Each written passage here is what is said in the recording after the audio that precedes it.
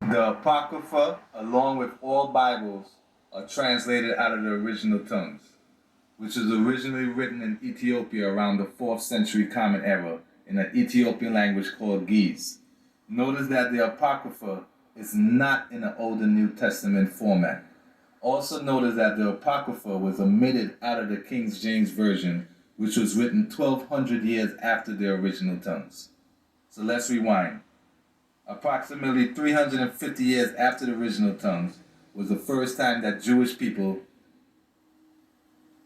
the first time the Europeans started calling themselves Jewish. Then 1,000 years after the original tongues came the Kebra Nagus, which was Jewish propaganda. Because within it, they want us to believe that Ethiopia learned Christianity from Jewish people. And in it, they want us to believe that Solomon, Sheba, and David were here 3,000 years ago. In other words, they want us to believe that they're dead. Similar to the King James Version. Because within the King James Version, Sheba is labeled an Old Testament character. So if she's labeled an Old Testament character, that means Moses and Solomon are Old Testament characters. Now ask yourself, why would God have Moses do Exodus 3,400 years ago only for the Egyptian Europeans to enslave us from 1619 to 2019? In other words, the Old and New Testament format is creating confusion.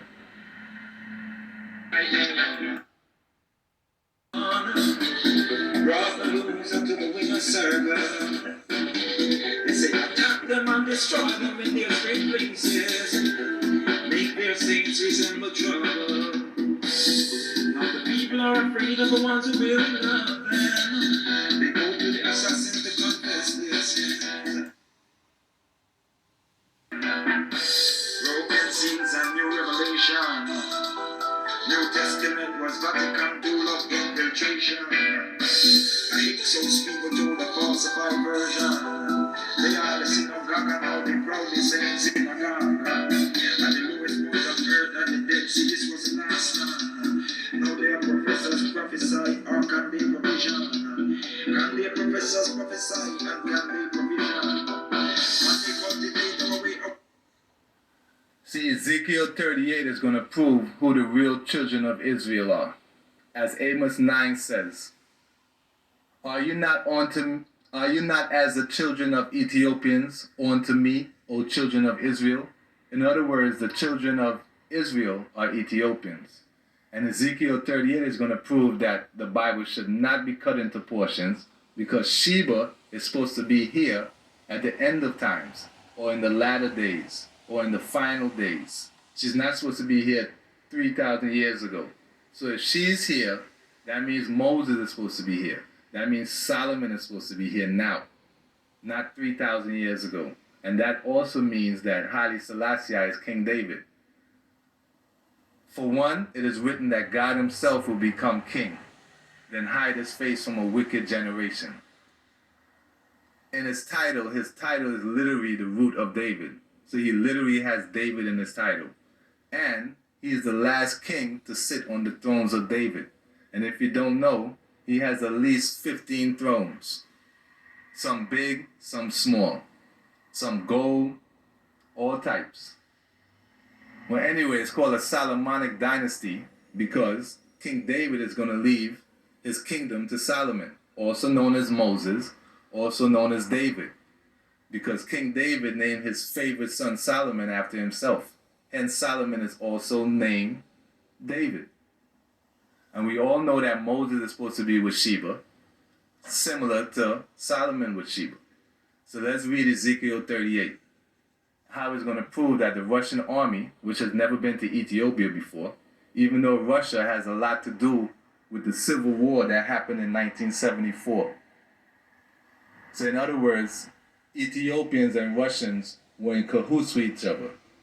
And they were the ones who used the civil war to try to overthrow Selassie. Even though Selassie said that even in the 20th century, David would still be Goliath.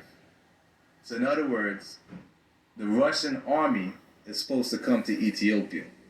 So let's read it. Ezekiel 38. And the word of Jehovah came unto me, saying, Son of man, set thy face toward God of the land of Magog, the prince of Rosh. Well, if you could Google or YouTube Ezekiel 38, and you're going to see preachers talking about the Russian army. So the Gog and the land of Magog is in reference to Russia. So their army is supposed to come.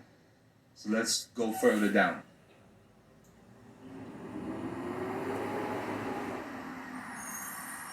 I will turn thee about and put hooks in thy jaws, and I will bring thee forth and all thy army, horses and horsemen.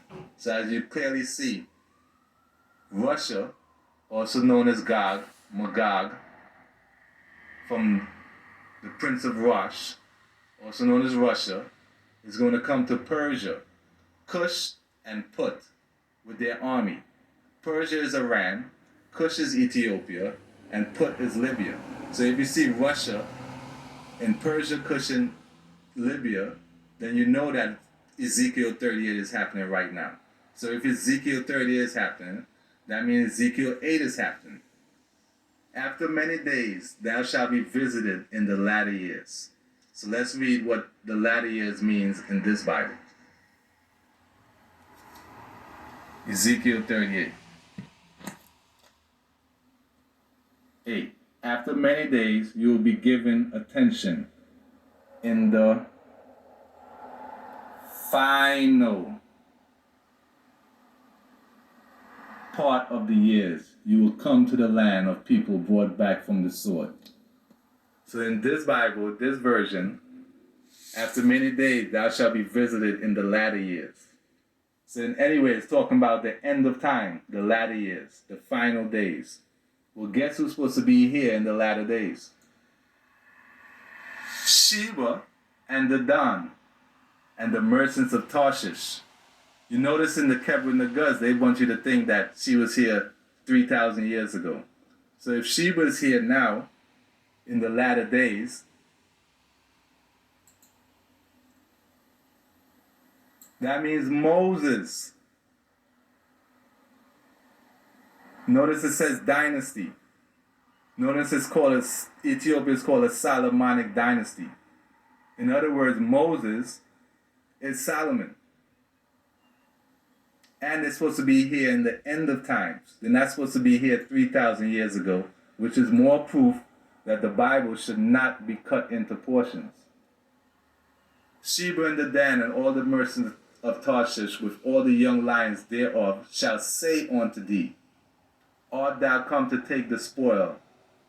Hast thou assembled thy company to take the prey, to carry away silver and gold, to take away cattle and goods, to take great spoil? In other words, when Russia goes to Ethiopia, he's going to let the whole world know that the children of Israel are Ethiopians. He's also going to let the whole world know that Haile Selassie is still alive. That's why it said, even in the 20th century, David will still be Goliath. In other words, the Bible should not be cut into portions. In other words, it should not be in an Old and New Testament format.